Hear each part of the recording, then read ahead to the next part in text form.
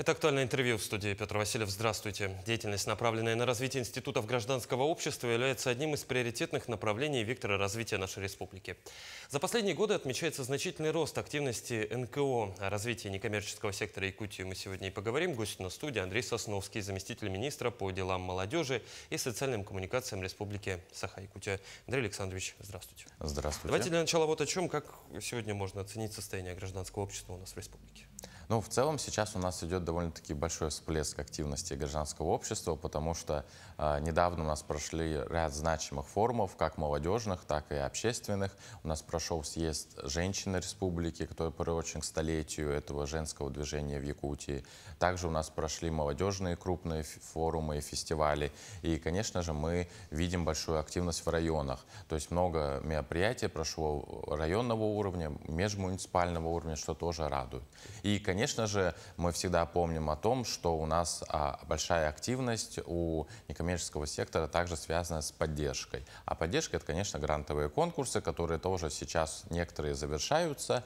Например, завершился фонд президентских грантов, фонд культурных инициатив. Но при этом есть конкурсы, которые еще предстоят и которые сейчас идут в процессе. Например, фонд президентских грантов нас порадовал тем, что появился новый абсолютно конкурс, новое направление. Это фонд природоохранных проектов. Особенность этого конкурса, в частности, в том, что могут участвовать даже бюджетные организации, которые направлены, деятельность которых непосредственно на защиту природы, краснокнижных животных, ну и другие экологические направления, могут принять участие до 30 апреля. В принципе, вся информация на сайте фонда президентских грантов. И это новый конкурс абсолютно, в том числе особенность еще одна его, что есть возможность капитального строительства. Даже хотя ни в одном грантовом конкурсе, федеральном и республиканском, такой возможности нет. Это тоже радует. Ну и, конечно же, сейчас мы говорим о том, что у нас есть ряд республиканских конкурсов. В частности, вот сегодня у нас стартовал конкурс, который направлен на поддержку новых муниципальных ресурсных центров. Потому что мы непосредственно говорим о том, чтобы наши НКО получали поддержку. Для этого нужны, соответственно, муниципальные ресурсы. Поэтому для их развития у нас стартует республиканский конкурс. Еще, если уж мы заговорили про грантовые конкурсы, хочу поговорить про Росмолодежгранты, который прошел в рамках молодежного фестиваля «Мусустар». Какие итоги? Можно ли результатами уже делиться? На самом деле хочется сказать большую благодарность нашим молодым людям, потому что грантовый конкурс от Росмолодежи у нас не появлялся длительное время, появился в этом году, и мы видим огромную активность, а именно 164 заявки было подано за этот период времени. При том, что мы уверены, что все заявки были поданы высокого качества, мы благодарим все ресурсные центры, которые консультировали ребят днем и ночью, помогали им в написании заявок.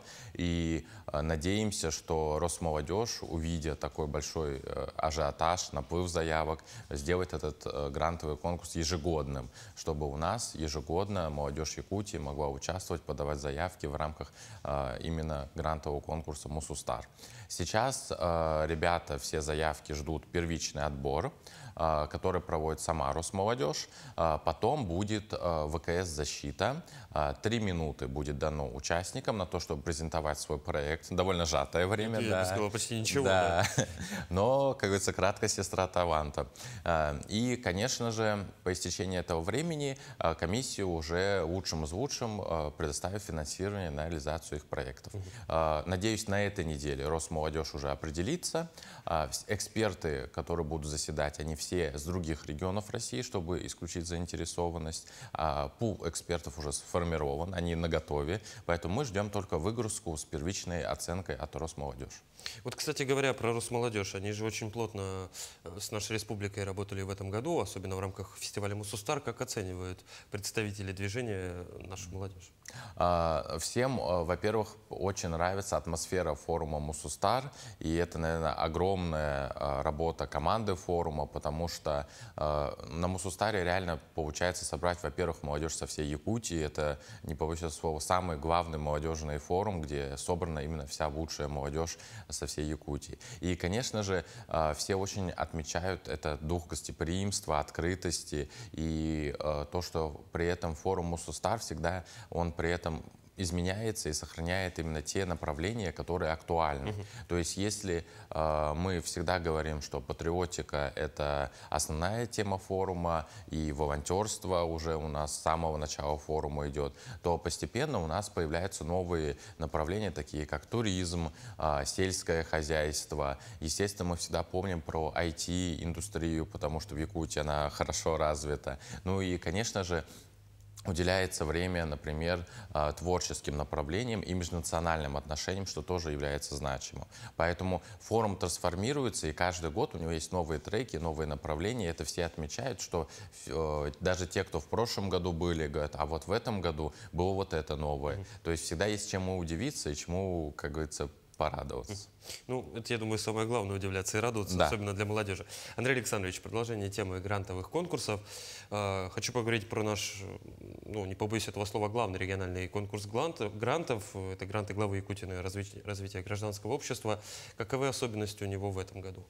На самом деле основной особенностью, которой нас подтолкнуло федеральное законодательство и которую сейчас следуют все регионы, это переход на новую платформу отбора, это электронный бюджет. То есть все грантовые конкурсы, все субсидии с этого года переходят на электронный бюджет. Что это значит для наших уважаемых участников? Что необходимо будет завести себе электронно-цифровую подпись. Если раньше вы заходили в портал грантов главы по логину и паролю, то сейчас необходимо иметь ЭЦП, чтобы попасть на портал электронного бюджета. Это важно, и об этом лучше побеспокоиться заранее. Бесплатно электронно-цифровые подписи делает налоговая служба, поэтому я думаю, если к налоговой заранее обратиться, то все можно безболезненно, бесплатно получить. Второй важный момент, конечно же, это то, что не надо тянуть до последнего. Мы всегда говорим и приветствуем активность наших гражданских активистов. У нас ежегодно растет количество заявок на 50 где-то заявок. В прошлом году было подано, опять же, рекордное количество, 474 заявки. Из них 65% подается в последний день. Да. Поэтому из-за того, что портал сейчас ЭЦП, на него возрастает нагрузка, мы еще раз всегда будем транслировать мысль, что не надо тянуть до последнего дня, потому что элементарно подпись может не проставиться, еще какие-то могут быть технические неполадки, потому что даже вот на федеральных конкурсах, которые проводит та же самая Росмолодежь, с их серверами, с их возможностями случаются такие сбои. Поэтому всегда говорим не тянуть до последнего. У нас останется наших традиционных 16 направлений по самым важным социальным вопросам. Это патриотика, образование, культура, конечно же, профилактика правонарушений, профилактика деструктивного поведения.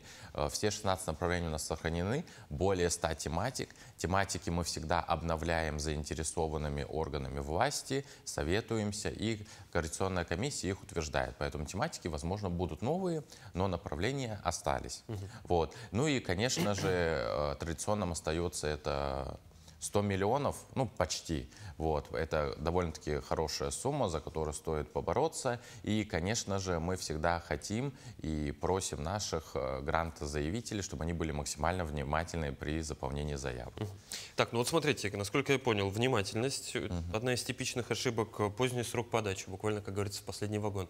Что еще мешает, препятствует получению гранта? В целом, конечно же, мы всегда говорим о том, что у нас очень активные общественники, мы лидируем в ДУФО и по количествам поданных заявок на федеральные грантовые конкурсы. И в целом мы в прошлом году стали лидерами и по привлеченным суммам, но при этом у нас хромает качество. Чтобы повысить качество, в том числе, там, как мы сказали с вами, не надо тянуть до последнего дня, потому что с проектом лучше осмыслить его, подумать и не спеша, как говорится, заранее подать. Мы всегда с ресурсными центрами Якутии, с муниципальными ресурсными центрами, с общественными организациями объявляем неделю предэкспертиз. То есть мы просим за неделю до конца подачи заявки приходить с черновиками уже проектов и их показывать. Это очень важно, потому что мы видим серьезность намерений организации, что черновик уже заполнен, она готова подавать заявку, эта организация, но при этом уже есть определенные наброски, от чего можно отталкиваться эксперту, чтобы дать какую-то обратную связь. Вот. Конечно же, очень важно всегда соблюдать логику проекта. Мы всегда говорим о том, что цель должна быть конкретно, измерима и понятна. То есть проект — это все-таки сочетание, скажем так, слов и цифр, которые подтверждают актуальность, социальную значимость проекта. Это не просто школьное сочинение, где написаны красивые слова. То есть здесь необходимы какие-то индикаторы, показатели, которые вы хотите достичь по истечению года, например, или полугода, смотря на сколько вы хотите реализовать, за сколько вы хотите реализовать свой проект.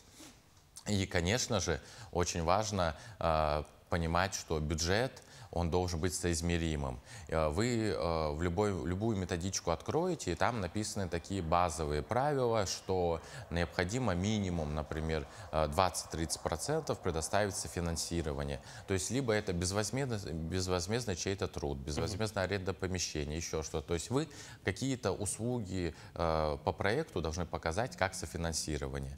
Конечно же, всегда надо помнить, что прежде всего основное — это то благо, которое вы берете на себя как ответственность, чтобы донести до ваших благополучателей. То есть если вы в проекте заявили, там, не знаю, количество охватить там 400 человек, вы должны охватить эти 400 человек, а лучше, конечно, и перебрать эти показатели, чтобы показать и, конечно же, доказать то, что вы именно донесли до них, ту свою социальную значимость, которую вы обосновывали.